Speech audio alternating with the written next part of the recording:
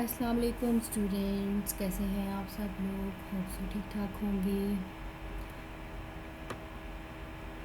रमज़ान करीम भी आप लोगों का अच्छा गुजर रहा होगा। जी स्टूडेंट्स, हमारा जो प्रोफेशनल प्रैक्टिसेस का सब्जेक्ट है, इसमें हमने प्रीवियस लेक्चर में लीगल एस्पेक्ट्स को देखा था। लीगल एस्पेक्ट्स में मैंने आपको 2 टाइप्स ऑफ लॉ बताए थे। क्रिमिनल लॉ के बारे में बताया था, उसके लिए क्या क्राइम किया है तो उसकी क्या पनिशमेंट है, और सिविल लॉ के बारे में बताया था कि ये प्राइवेट लॉ होता है, लाइक एक ऑर्गेनाइजेशन के लिए रूल्स और रेगुलेशन जो होते हैं वो बनाए जाते हैं।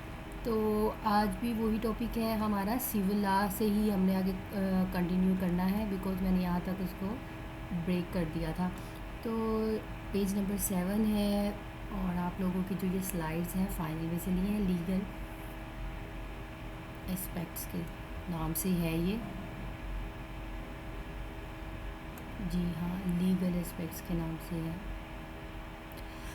ओके जी, civil law, law of contract. Law of contract, it deals with that branch of law which determines whether a promise is legally enforceable and what are its legal consequences। ये होता है कॉन्ट्रैक्ट, ठीक है जी। कानून के साथ, मतलब कानून का कॉन्ट्रैक्ट करना। तो इसका ताल्लुक किस चीज़ से है? ब्रांच ऑफ लॉ से है, जिसमें डिटरमाइन किया जाता है, जिसमें मेंशन किया जाता है एक प्रॉमिस हम लीगली करते हैं, इन्फोर्स करते हैं, और मतलब कि और उस लॉ में उस जो डिटरमाइन हमने ये भी करना होता है इसके क्या नताइज होंगे। अगर ये आपने लॉ का कॉन्ट्रैक्ट किया है, फॉर इन्फोर्स कर रहे हो, प्रॉमिस कर रहे हो लीगली, तो इसके क्या नताइज होंगे। लॉ ऑफ प्रॉपर्टी, जी, law of property, it is a part of law, ये भी आपकी लॉ का ही पार्ट है, which determines the nature and extents of the right which people may enjoy over land and other property etc. तो इसमें वो आपके राइट्स होते हैं ना, लॉ ऑफ प्रॉपर्टी, आपके जो प्रॉपर्टी है, आपका जो पर्सनल आपके नाम पे है, उसके मतलब पीपल ले रहे हैं, एंजॉय कर रहे हैं, अपनी ज़मीन है उनकी, ठीक है, and other property rights etc, इसका ताल्लुक इस पार्ट से है। For example rights of ownership of land, जो भी अब ऑर्गेनाइजेशन का ऑनर है, या फिर अगर मेरी जगह है तो मैं उसका ऑनर हूँ, अगर आपकी जगह है तो आपके पास उसके राइट्स हैं, you are owner of the land, और राइट्स अंडर आ लीज, और उसके अकॉर्डिंग उसके क्या राइट्स हैं, ठीक है, उसको क्या फुलफ़िल करना चाहिए, क्या नहीं करना चाहिए, ये आपके सिविल लॉ की प्रॉपर्टी के पार्ट में आते हैं। ओके जी, देन आते हैं लॉ ऑफ सक्सेशन। सक्सेस के नाम से है, it is a part of law which determine, ये लॉ का पार्ट है जो डिटरमाइन करता है the devolution of property on the death of the former owner. तो इसका किस चीज़ से ताल्लुक़ है? इवोल्यूशन तो होता है ना, एक चीज़ को इवेल्यूएट करना, निकालना, अब डिवोल्यूशन करना। अब उसी प्रॉपर्टी को जो भी है, अगर डेथ हो जाती है, लाइक और death of the former owner, अगर उस ऑनर की डेथ हो जाती है तो उसके फिर कैसे उसके प्रॉपर्टी के राइट्स को निकाला जाए, कैसे उसको डिवोल्यूट किया जाए। अब देखिए, जैसे कि हमारे अगर किसी के नाम के आबा व अजदाद के नाम के होते हैं तो फिर वो सबको पार्टीज, मतलब पार्ट में डिवाइड करके इक्वलिटी में दे दी जाती है। तो इसी तरह लॉ ऑफ सक्सेशन यही कहता है कि उस प्रॉपर्टी का ऑनर था, अगर उसकी डेथ हो जाए तो फिर उसके बाद क्या किया जाए। Family law, it is that branch of law which defines the rights, duties and status of husbands and wives, parents and child and other members of a households। तो हमारा कुरान पाक भी तो यही कहता है कि हर किसी के हुकूक जो है ना, कुरान पाक में बयान कर दिए गए हैं, हर किसी के हुकूक हैं। तो ये भी ला कहाँ से निकालें? कुरान पाक की तलीम से ही है ना। कुरान पाक को पढ़ा गया, उसके तर्जुमे को पढ़ा गया, उसकी ट्रांसलेशन को पढ़ा गया, फिर ही पता चला ना किसके क्या राइट्स हैं, क्या ड्यूटीज़ हैं, क्या स्टेटस होना चाहिए, कितना राइट्स बीवी को है, कितना हस्बैंड को, कितना पेरेंट्स को, कितना उनके चाइल्ड्स को है, जो भी घर के पार्टिसिपेंट होते हैं सबके क्या क्या राइट्स हैं। ओके जी, अब आता है पब्लिक लॉ।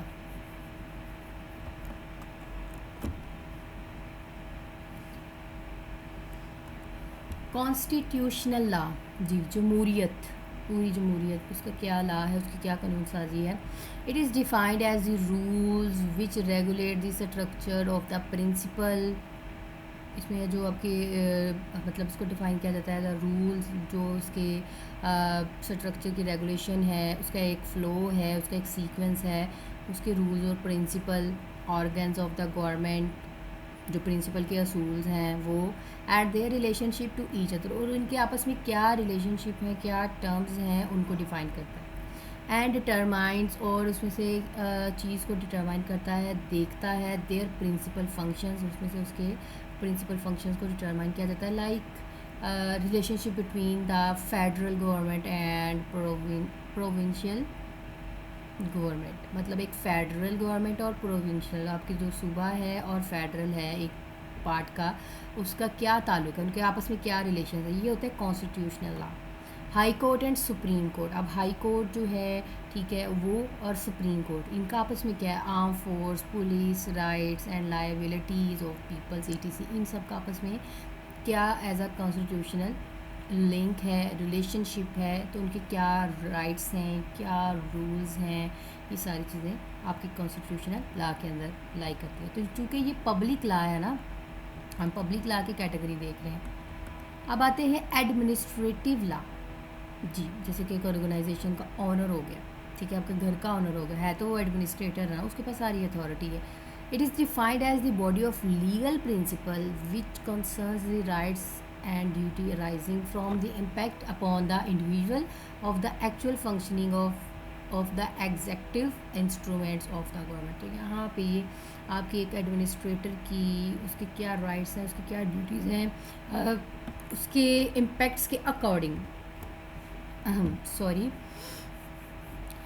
उसके क्या राइट्स हैं, क्या उसकी ड्यूटीज़ हैं जो अराइज होती हैं, उसके क्या इम्पैक्ट होते हैं अगर वो एक इंडिविजुअल के तौर पर देखता है, उसके क्या इम्पैक्ट होते हैं अगर वो टोटली एक्चुअल फंक्शनिंग परफॉर्म करता है as a executive instrument of the government, एक गवर्नमेंट का पार्टिसिपेंट हो के एज अ एडमिनिस्ट्रेटर।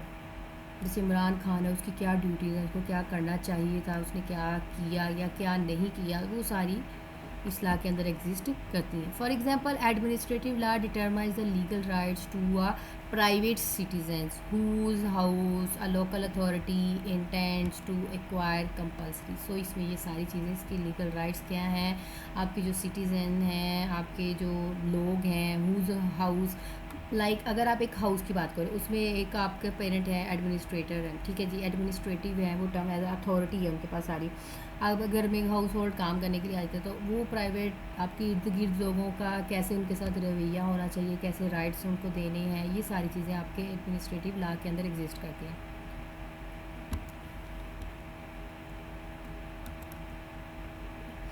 ओके जी, अब आता है इसके बाद सब्सटेंटिव लॉ।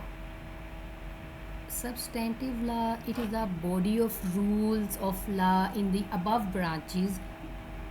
ठीक है, ये जो जितनी भी टोटली लॉ की सारी ब्रांचेज हैं उसकी बॉडी है, टोटली सब्सटेंटिव होता है ना, सब्सटेंस इकट्ठा करना सबको एक जगह पे, which regulate the rights, duties and liabilities among citizens and government. So इसका क्या है, सब्सटेंटिव में सारे जो लॉ हैं वो उसको कंबाइन कर देती हैं। इसमें सारी जो आपकी सिटीजन्स हैं, गवर्नमेंट हैं, आपकी क्या राइट्स हैं, क्या रूल्स हैं, क्या आपको ड्यूटीज़ पूरी करनी चाहिए, वो सारी इसके अंदर कंबाइन होके आ जाते हैं। तो ये होता है आपका सब्सटेंटिव लॉ। प्रोसीजरल लॉ, ठीक है, इस प्रोसीजरल लॉ से पता चला कोई मैनर है, कोई तरीक़ाकार है।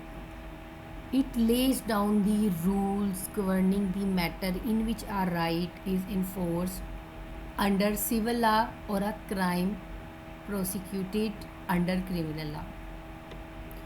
तो ये इसके अंदर कौन से रूल होते हैं, लाइक एक प्रोसीजर है, एक मैनर है जिसमें आप इन्फोर्स करते हो। Civil law like as a crime होता है ना जो, उसके बाद तो ये आपके क्रिमिनल लॉ को एज अ प्रोसीजरल फॉर्म, एक मैनर फॉर्म में उसको फुलफिल करने के काम आता है।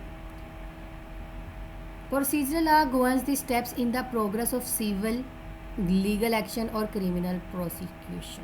ठीक है जी, तो ये आपके सिविल लीगल जो भी है उसके एक्शन के ऊपर काम करता है, क्योंकि उन दोनों सिविल और क्रिमिनल दोनों को कंबाइन करते हैं, लाइक क्रिमिनल जो भी गलत काम हो रहे हैं वो, और उसके ऊपर सिविल लीगल एक्शन प्रोवाइड करता है, ये एक तरीक़ाकार प्रोवाइड करता है। तो ये टू लॉज का कम्बिनेशन है, सिविल और क्रिमिनल का।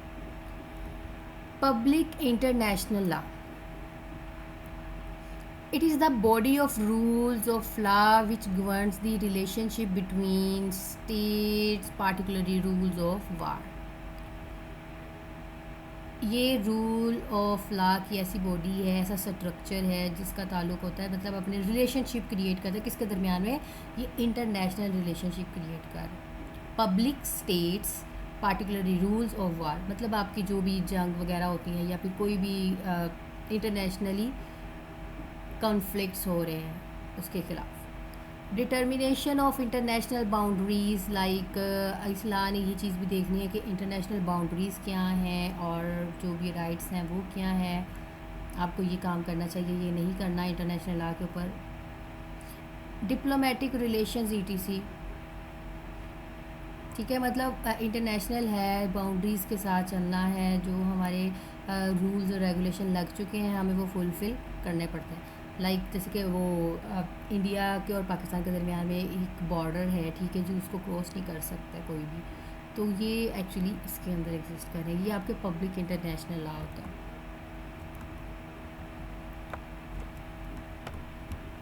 ओके जी, लॉ इन ओल्ड टाइम्स, पहले लॉ कैसे होता था? In the earlier times king was everything, ऐसा ही होता था। अब देखिए पहले क्या होता था, एक बादशाह होता था और उसकी हुक्मरानी होती थी, बाकी सारे उसके ग़ुलाम ही तरह काम करते होते थे और उसने अपनी हुकूमत चलानी होती थी।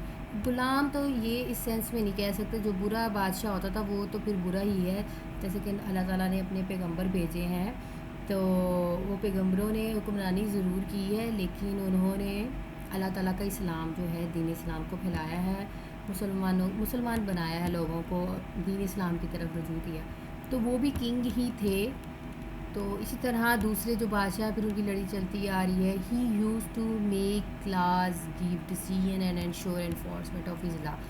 सो अब भी तो एक प्राइम मिनिस्टर होता है ना, उसके अकॉर्डिंग सबको चलना पड़ता है, वैसे चलना तो चाहिए, एक्चुअली बात तो यही होनी चाहिए कि सारे उसकी बात को फुलफ़िल करें, ठीक है जी। अगर वो अच्छी बात करता है तो उसे फुलफ़िल करना चाहिए, अगर बुरी बात करता है तो फिर उसको गाइडेंस के लिए भी दूसरे आम लोगों के साथ कम्युनिकेशन के लिए मौका फराहम करना चाहिए।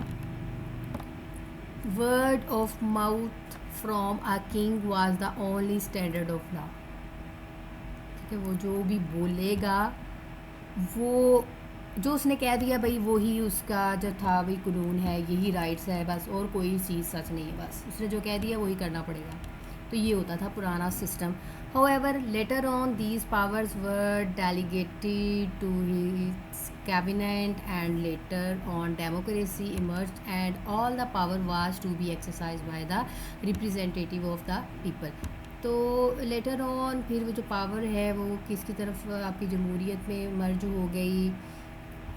फिर उसके बाद आ गई आपकी हर लोगों की अपनी एक रिप्रेजेंटेटिव है इस दुनिया के अंदर, उनके अपने राह हैं, हर किसी को अपने राइट्स जो हैं वो प्रॉपर मिलने चाहिए, एक्चुअली और बनता भी यही है।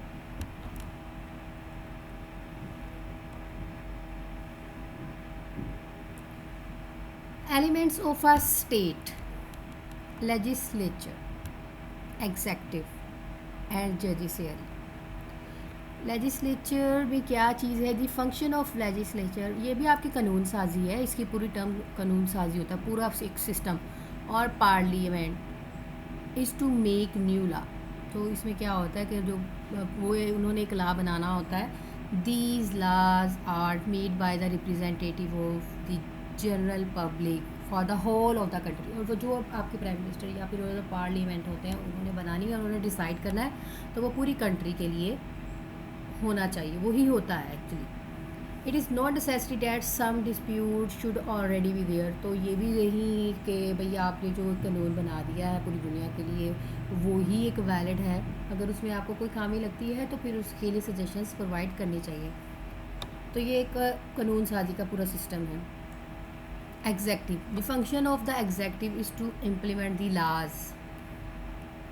अब एग्जेक्टिव का फंक्शन क्या है, इम्प्लीमेंटेशन करना, पूरा परफॉर्म करवाना लॉज को, कानून को। Judiciary, the function of the judiciary is to interpret the law. इसका काम है अगर लॉ में कोई चेंजेस रिक्वायर्ड हैं तो उसको इंटरप्रेट करना। Further it is also make law in the form of pronouncement given in decision arising out to disputes between parties. अब एक लॉ बना दिया है, उसको जो भी उसका डिसीजन अराइज हो रहा है उनको डिफरेंट पार्टीज़ के दरमियान जोड़ना, डिस्प्यूट करना, जज करना। तो ये इस टर्म के अंदर आता है। इंटरप्रेट ऑफ लॉ का मतलब ही यही होता है, अगर उसमें चेंजेस रिक्वायर्ड है according to your situation, according to your parties, according to your country, according to your general public, then you must be change.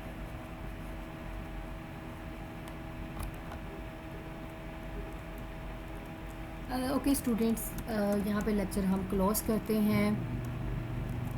ठीक है, आज मैंने आप लोगों को आई थिंक सारे जो लॉ हैं वो हो गए, और लॉ इन ऑल टाइम्स हमने देखा है, एलिमेंट्स ऑफ स्टेट्स देखे। तो स्टूडेंट्स, आप लोग अपना प्रोजेक्ट्स को वाइंड अप करने की कोशिश करें। ईद के फ़ौरन बाद आप लोगों का जो है सोचा है कि हमने वाइवा ही ले लें, एक किस्म का वो होता है, वो चेक हो जाता है। तो पूरा ट्राई करें, 100% कंप्लीट होना चाहिए, बिकॉज इसके बाद डॉक्यूमेंटेशन भी करनी होती है, तो फिर आप लोगों के पास इतना टाइम नहीं होता, तो डॉक्यूमेंटेशन में बहुत प्रॉब्लम्स होती हैं बाद में। ओके जी स्टूडेंट्स, गुड लक, अल्लाह हाफ़िज़।